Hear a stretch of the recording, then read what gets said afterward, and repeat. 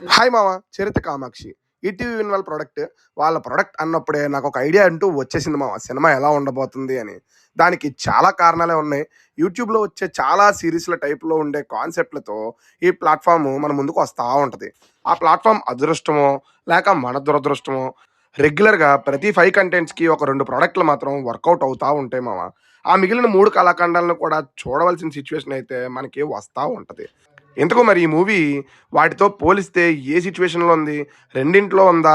లేక బలవంతంగా చూడాలి అనిపించేటట్ట ఉండే మూడింట్లో ఉందా? అనేది చెప్పురా అని అంటారా?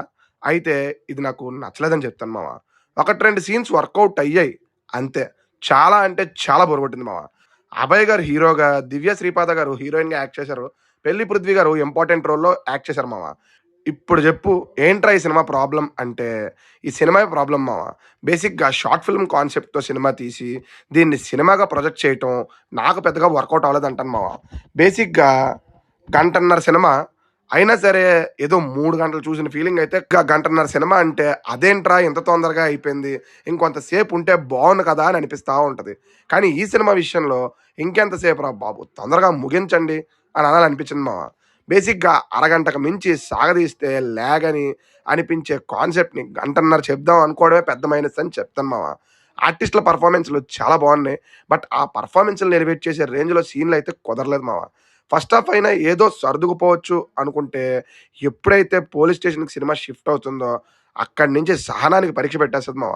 ఇంకా చెప్పాలి అంటే లాస్ట్ 20 మినిట్స్‌లో వచ్చే సీన్స్ అయితే వెంటనే రిపిటేటివ్ మోడ్‌లో చూసిన ఫీలింగ్ అయితే కలిగింది మామ.